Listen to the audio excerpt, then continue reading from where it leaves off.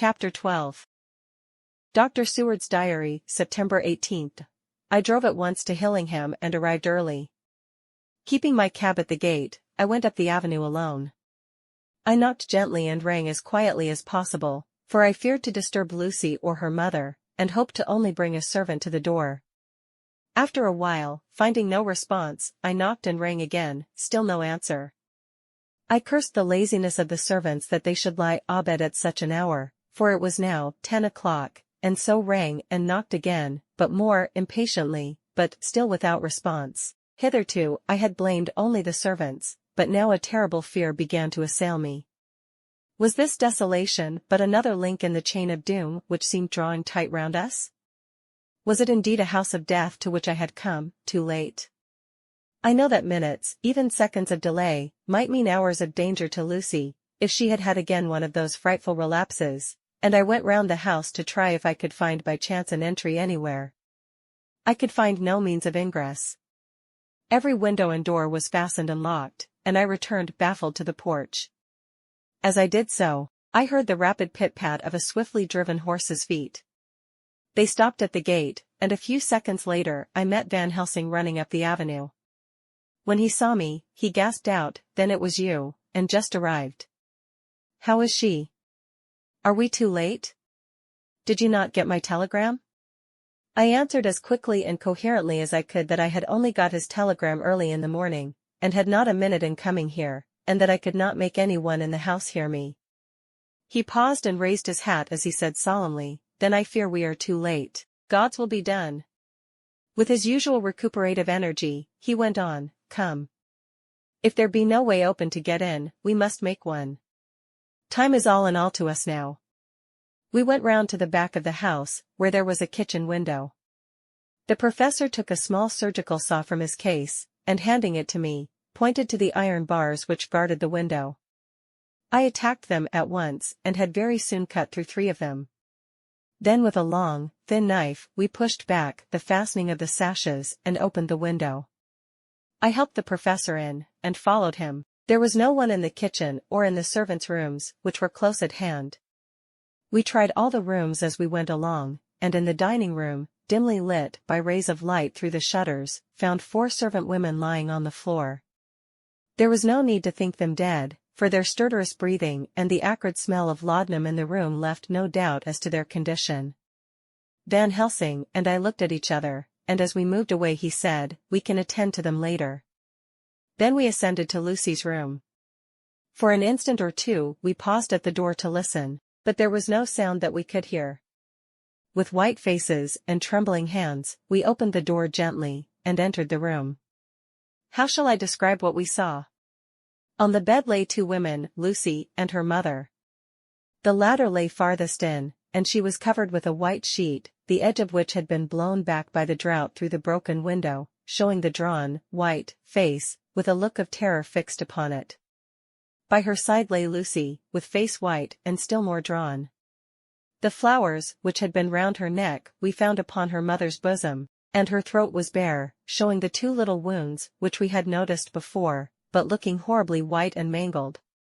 Without a word the professor bent over the bed, his head almost touching poor Lucy's breast.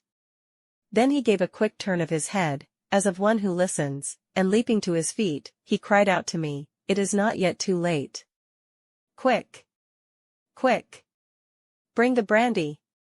I flew downstairs and returned with it, taking care to smell and taste it, lest it, too, were drugged like the decanter of sherry which I found on the table.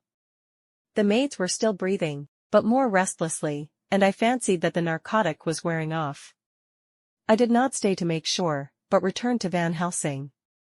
He rubbed the brandy, as on another occasion, on her lips and gums and on her wrists and the palms of her hands. He said to me, "I can do this, all that can be at the present. You go wake those maids. Flick them in the face with a wet towel, and flick them hard. Make them get heat and fire and a warm bath. This poor soul is nearly as cold as that beside her. She will need be heated before we can do anything more." I went at once, and found little difficulty in waking 3 of the women. The 4th was only a young girl, and the drug had evidently affected her more strongly, so I lifted her on the sofa and let her sleep. The others were dazed at first, but as remembrance came back to them they cried and sobbed in a hysterical manner. I was stern with them, however, and would not let them talk. I told them that one life was bad enough to lose, and if they delayed they would sacrifice Miss Lucy. So, sobbing and crying they went about their way, half clad as they were, and prepared fire and water. Fortunately, the kitchen and boiler fires were still alive, and there was no lack of hot water. We got a bath and carried Lucy out as she was and placed her in it. Whilst we were busy chafing her limbs, there was a knock at the hall door. One of the maids ran off, hurried on some more clothes, and opened it. Then she returned and whispered to us that there was a gentleman who had come with a message from Mr. Holmwood. I bade her simply tell him that he must wait, for we could see no one now. She went away with the message, and, engrossed with our work, I clean forgot all about him. I never saw in all my experience the professor work in such deadly earnest. I knew, as he knew, that it was a stand-up fight with death, and in a pause, told him so. He answered me in a way that I did not understand, but with the sternest look that his face could wear. If that were all, I would stop here where we are now, and let her fade away into peace, for I see no light in life over her horizon. He went on with his work with, if possible, renewed and more frenzied vigor. Presently we both began to be conscious that the heat was beginning to be of some effect. Lucy's heart beat a trifle more audibly to the stethoscope, and her lungs had a perceptible movement.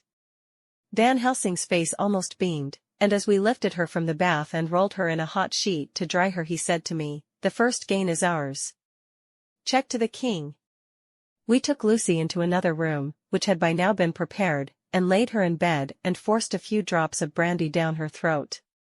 I noticed that Van Helsing tied a soft silk handkerchief round her throat. She was still unconscious, and was quite as bad as, if not worse than, we had ever seen her. Van Helsing called in one of the women, and told her to stay with her and not to take her eyes off her till we returned, and then beckoned me out of the room. "We must consult as to what is to be done," he said as we descended the stairs.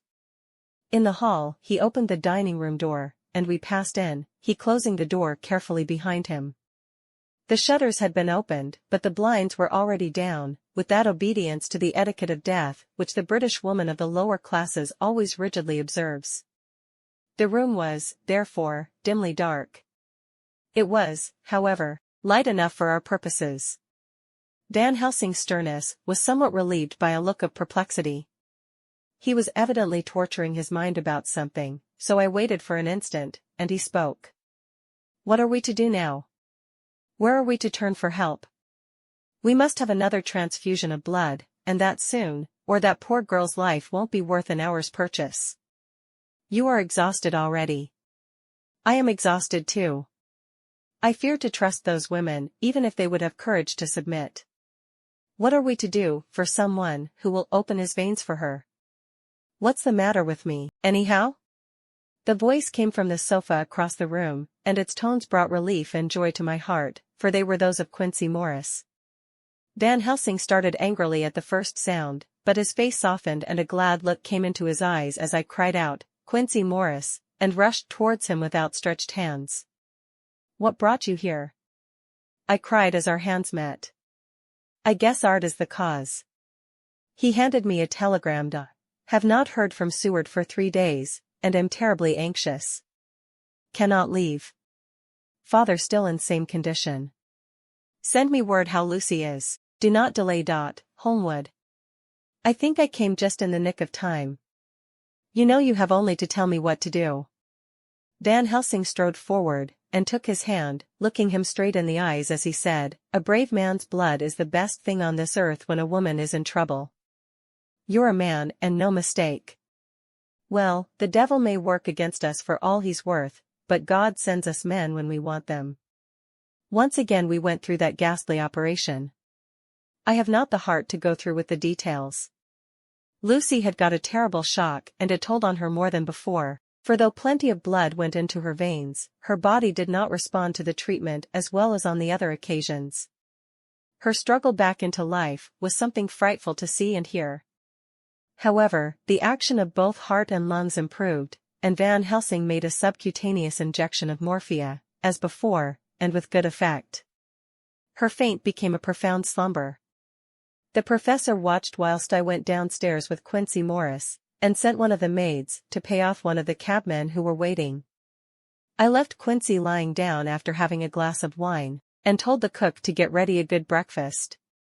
Then a thought struck me, and I went back to the room where Lucy now was. When I came softly in, I found Van Helsing with a sheet or two of notepaper in his hand. He had evidently read it, and was thinking it over as he sat with his hand to his brow.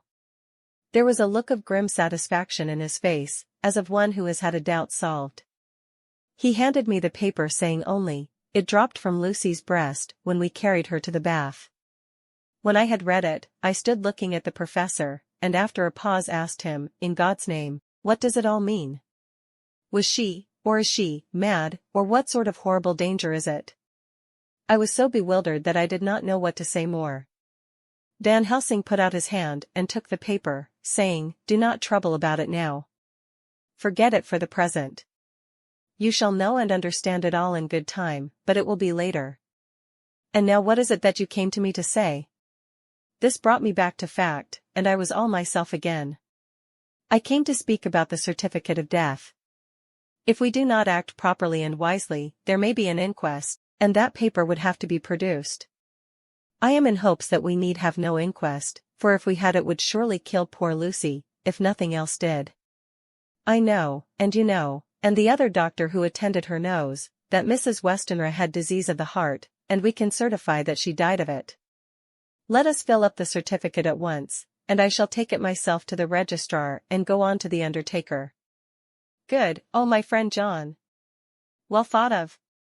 Truly Miss Lucy, if she be sad in the foes that beset her, is at least happy in the friends that love her. 1, 2, 3, all open their veins for her, besides one old man. Ah, yes, I know, friend John. I am not blind.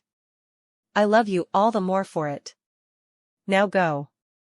In the hall I met Quincy Morris, with a telegram for Arthur telling him that Mrs. Westenra was dead, that Lucy also had been ill, but was now going on better, and that Van Helsing and I were with her.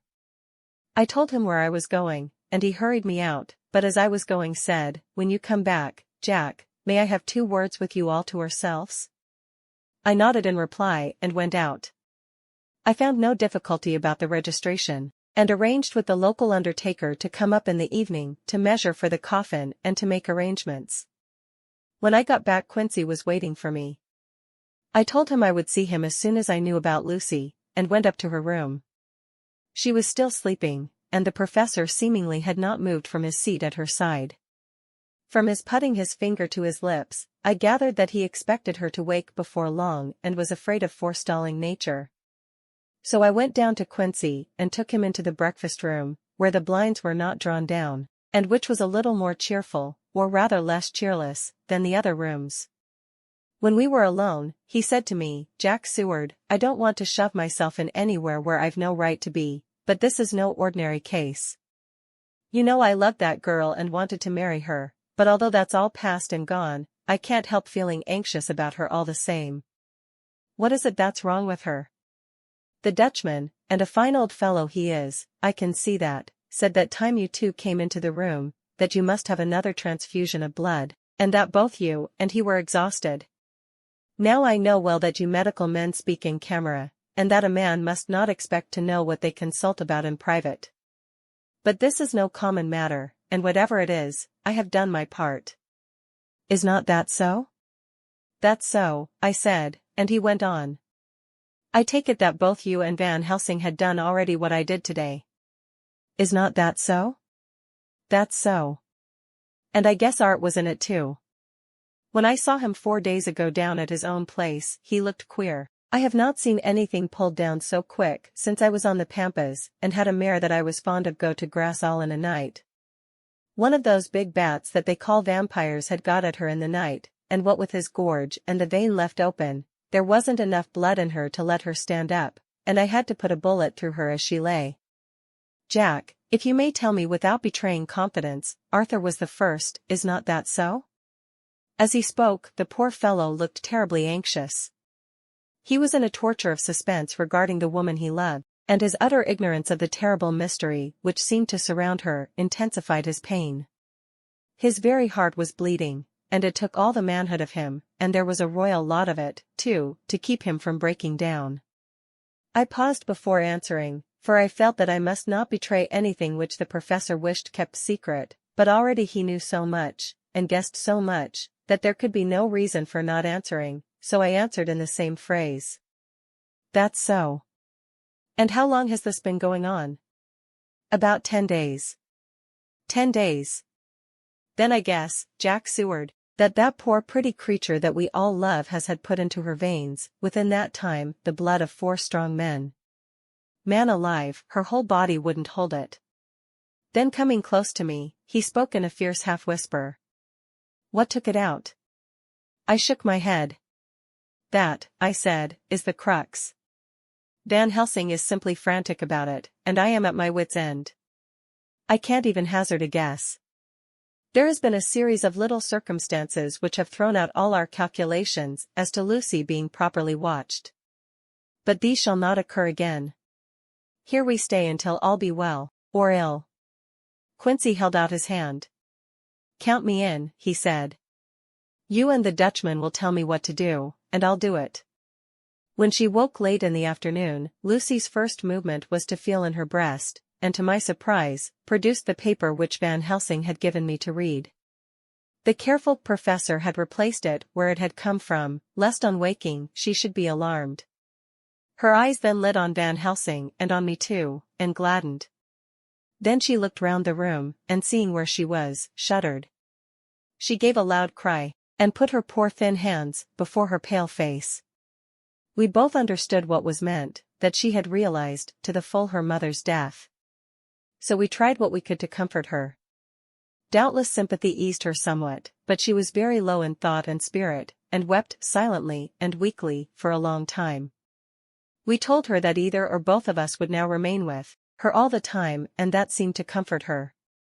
Towards dusk she fell into a doze. Here a very odd thing occurred. Whilst still asleep, she took the paper from her breast and tore it in two. Van Helsing stepped over and took the pieces from her. All the same, however, she went on with the action of tearing, as though the material were still in her hands. Finally she lifted her hands and opened them as though scattering the fragments. Van Helsing seemed surprised, and his brows gathered as if in thought, but he said nothing. September 19th. All last night she slept fitfully, being always afraid to sleep, and something weaker when she woke from it. The professor and I took in turns to watch, and we never left her for a moment unattended.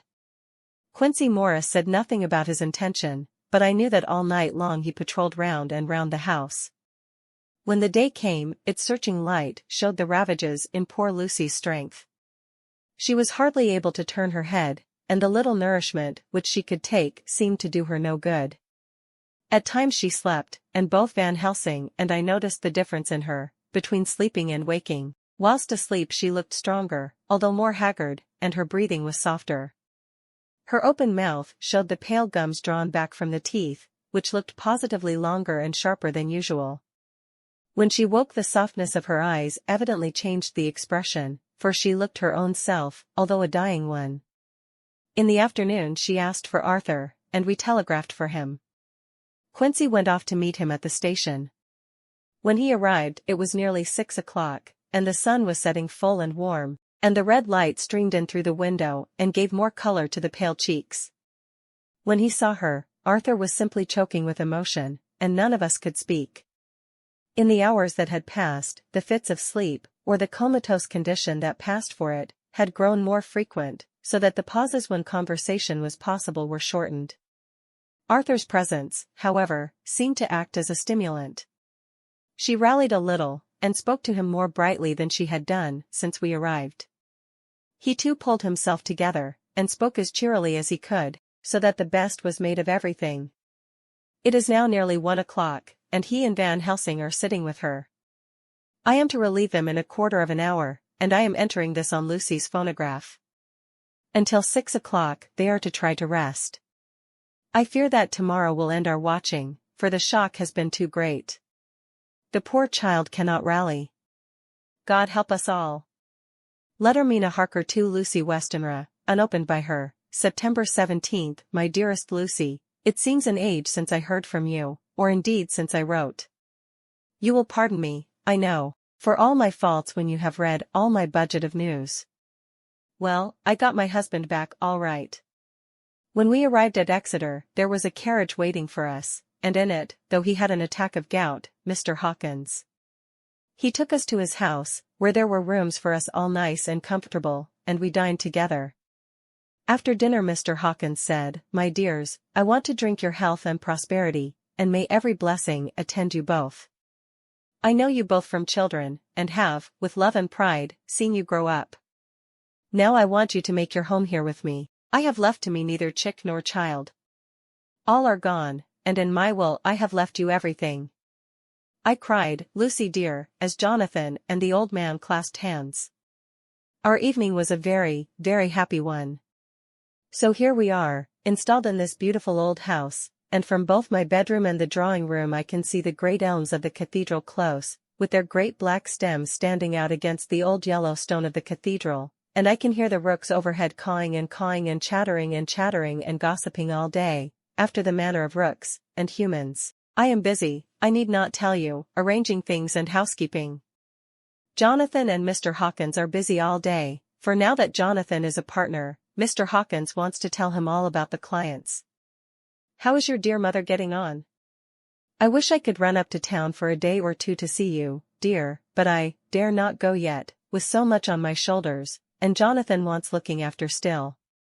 He is beginning to put some flesh on his bones again, but he was terribly weakened by the long illness. Even now he sometimes starts out of his sleep in a sudden way and awakes all trembling until I can coax him back to his usual placidity.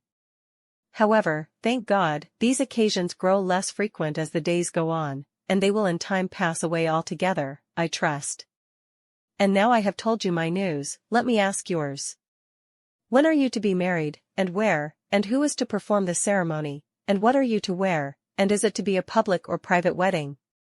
Tell me all about it, dear, tell me all about everything, for there is nothing which interests you which will not be dear to me. Jonathan asks me to send his respectful duty, but I do not think that is good enough from the junior partner of the important firm Hawkins and Harker.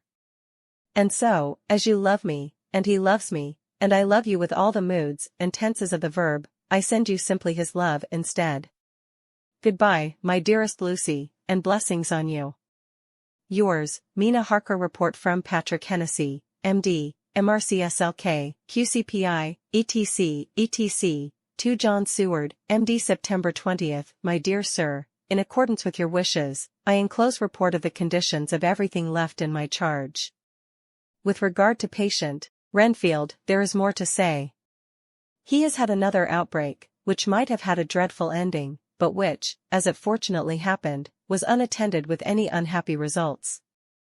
This afternoon a carrier's cart with 2 men made a call at the empty house whose grounds abut on ours, the house to which, you will remember, the patient twice ran away. The men stopped at our gate to ask the porter their way, as they were strangers. I was myself looking out of the study window, having a smoke after dinner, and saw one of them come up to the house. As he passed the window of Renfield's room, the patient began to rate him from within, and called him all the foul names he could lay his tongue to. The man, who seemed a decent fellow enough, contented himself by telling him to shut up for a foul-mouthed beggar, whereon our man accused him of robbing him and wanting to murder him and said that he would hinder him if he were to swing for it. I opened the window and signed to the man not to notice, so he contented himself after looking the place over and making up his mind as to what kind of place he had got to by saying, "Lord bless yer, sir, I wouldn't mind what was said to me in a bloomin' madhouse. I pity ye, and the governor for havin' to live in the house with a wild beast like that." Then he asked his way civilly enough, and I told him where the gate of the empty house was. He went away followed by threats and curses and revilings from our man. I went down to see if I could make out any cause for his anger, since he is usually such a well-behaved man, and except his violent fits nothing of the kind had ever occurred.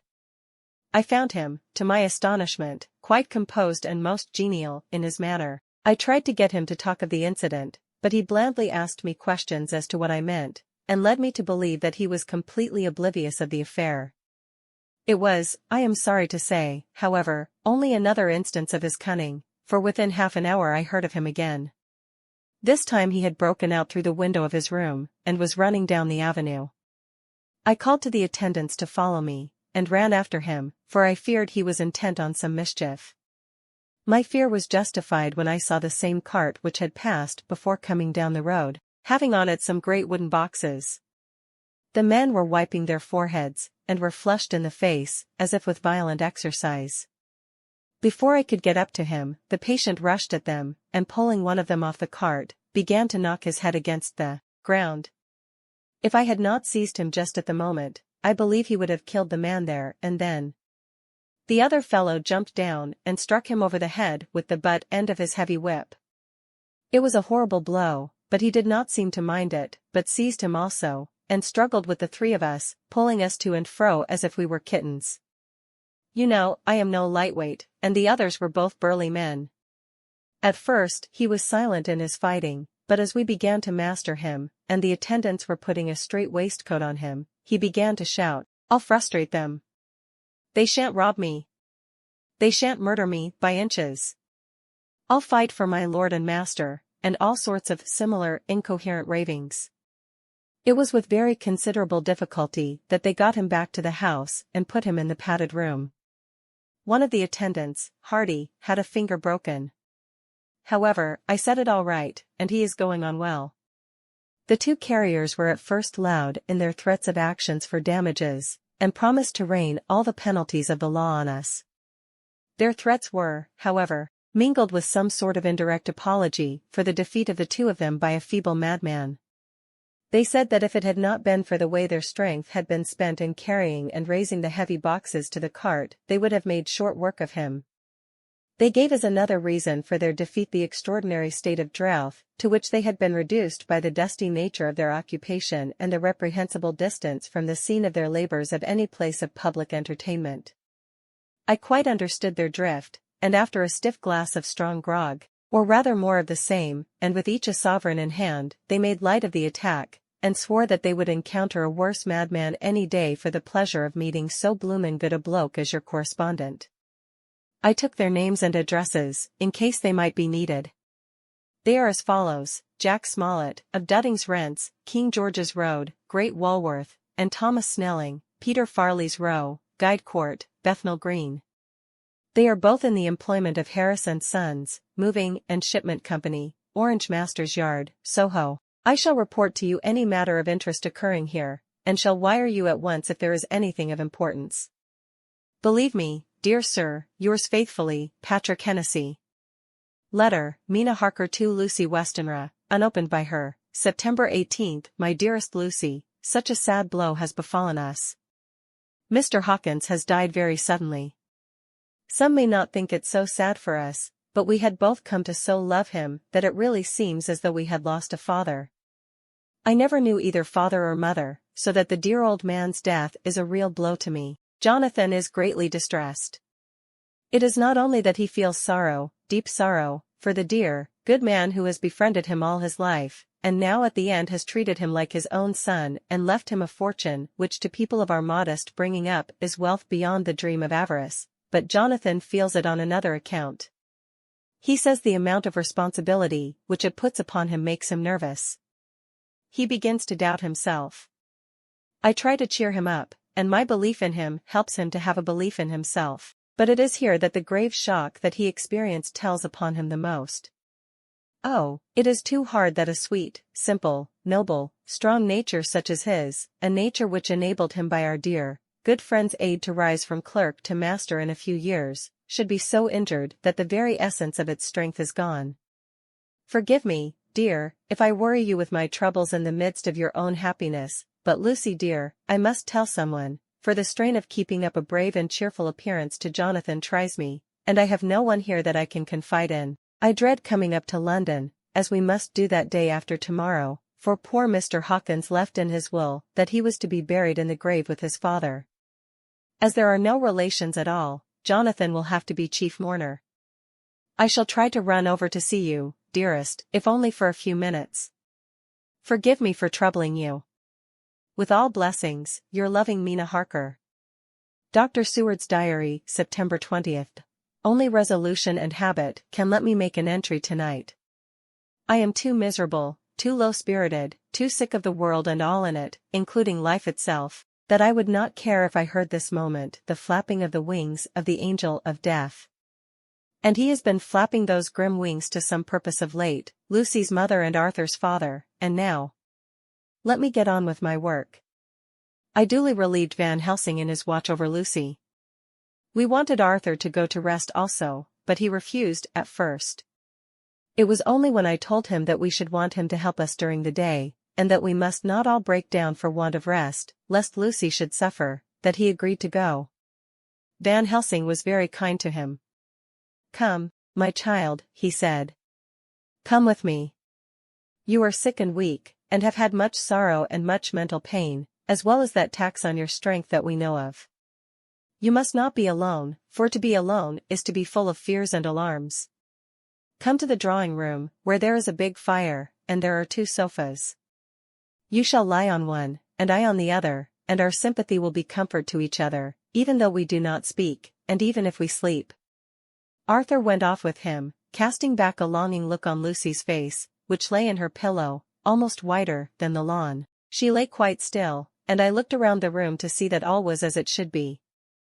I could see that the professor had carried out in this room, as in the other, his purpose of using the garlic. The whole of the window sashes reeked with it, and round Lucy's neck, over the silk handkerchief which Van Helsing made her keep on, was a rough chaplet of the same odorous flowers. Lucy was breathing somewhat stertorously, and her face was at its worst, for the open mouth showed the pale gums. Her teeth, in the dim, uncertain light, seemed longer and sharper than they had been in the morning. In particular, by some trick of the light, the canine teeth looked longer and sharper than the rest. I sat down beside her, and presently she moved uneasily. At the same moment there came a sort of dull flapping or buffeting at the window. I went over to it softly, and peeped out by the corner of the blind. There was a full moonlight, and I could see that the noise was made by a great bat, which wheeled around, doubtless attracted by the light, although so dim, and every now and again struck the window with its wings. When I came back to my seat, I found that Lucy had moved slightly, and had torn away the garlic flowers from her throat. I replaced them as well as I could, and sat watching her. Presently she woke, and I gave her food, as Van Helsing had prescribed. She took but a little, and that languidly. There did not seem to be with her now the unconscious struggle for life and strength that had hitherto so marked her illness. It struck me as curious that the moment she became conscious she pressed the garlic flowers close to her. It was certainly odd that whenever she got into that lethargic state, with the stertorous breathing, she put the flowers from her, but that when she waked she clutched them close. There was no possibility of making any mistake about this, for in the long hours that followed, she had many spells of sleeping and waking and repeated both actions many times. At 6 o'clock Van Helsing came to relieve me. Arthur had then fallen into a doze, and he mercifully let him sleep on. When he saw Lucy's face I could hear the hissing indraw of breath, and he said to me in a sharp whisper, "Draw up the blind. I want light." Then he bent down, and, with his face almost touching Lucy's, examined her carefully. He removed the flowers and lifted the silk handkerchief from her throat. As he did so he started back and I could hear his ejaculation, "Mein Gott," as it was smothered in his throat. I bent over and looked, too, and as I noticed some queer chill came over me. The wounds on the throat had absolutely disappeared. For fully 5 minutes Van Helsing stood looking at her, with his face at its sternest. Then he turned to me and said calmly, "She is dying. It will not be long now. It will be much difference, mark me, whether she dies conscious or in her sleep. Wake that poor boy, and let him come and see the last. He trusts us, and we have promised him." I went to the dining room and waked him. He was dazed for a moment, but when he saw the sunlight streaming in through the edges of the shutters he thought he was late, and expressed his fear. I assured him that Lucy was still asleep, but told him as gently as I could that both Van Helsing and I feared that the end was near. He covered his face with his hands, and slid down on his knees by the sofa, where he remained, perhaps a minute, with his head buried, praying, whilst his shoulders shook with grief. I took him by the hand and raised him up. "Come," I said, "my dear old fellow, summon all your fortitude. It will be best and easiest for her." When we came into Lucy's room I could see that Van Helsing had, with his usual forethought, been putting matters straight and making everything look as pleasing as possible. He had even brushed Lucy's hair, so that it lay on the pillow in its usual sunny ripples. When we came into the room she opened her eyes, and seeing him, whispered softly, "Arthur." "Oh, my love, I am so glad you have come." He was stooping to kiss her, when Van Helsing motioned him back. "No," he whispered, "not yet. Hold her hand, it will comfort her more." So Arthur took her hand and knelt beside her, and she looked her best, with all the soft lines matching the angelic beauty of her eyes. Then gradually her eyes closed, and she sank to sleep. For a little bit her breast heaved softly, and her breath came and went like a tired child's. And then insensibly there came the strange change which I had noticed in the night. Her breathing grew stertorous, the mouth opened, and the pale gums, drawn back, made the teeth look longer and sharper than ever. In a sort of sleep-waking, vague, unconscious way she opened her eyes, which were now dull and hard at once, and said in a soft, voluptuous voice, such as I had never heard from her lips, "Arthur." "Oh, my love, I am so glad you have come. Kiss me." Arthur bent eagerly over to kiss her, but at that instant Van Helsing, who, like me, had been startled by her voice, swooped upon him, and catching him by the neck with both hands, dragged him back with a fury of strength which I never thought he could have possessed, and actually hurled him almost across the room. "Not on your life," he said, "not for your living soul and hers." And he stood between them like a lion at bay. Arthur was so taken aback that he did not for a moment know what to do or say, and before any impulse of violence could seize him he realized the place and the occasion, and stood silent, waiting.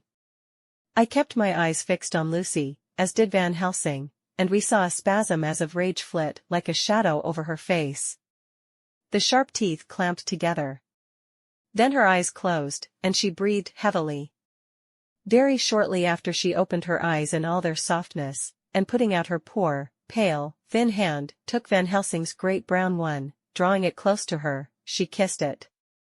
"My true friend," she said, in a faint voice, but with untellable pathos, "my true friend, and his. Oh, guard him, and give me peace." "I swear it," he said solemnly, kneeling beside her and holding up his hand, as one who registers an oath. Then he turned to Arthur, and said to him, "Come, my child, take her hand in yours, and kiss her on the forehead, and only once." Their eyes met instead of their lips, and so they parted. Lucy's eyes closed, and Van Helsing, who had been watching closely, took Arthur's arm, and drew him away.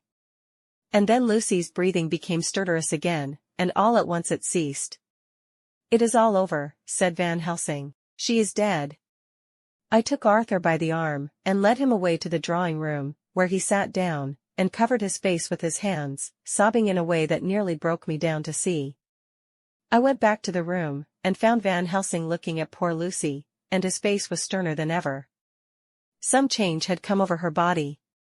Death had given back part of her beauty, for her brow and cheeks had recovered some of their flowing lines. Even the lips had lost their deadly pallor. It was as if the blood, no longer needed for the working of the heart, had gone to make the harshness of death as little rude as might be. We thought her dying whilst she slept, and sleeping when she died.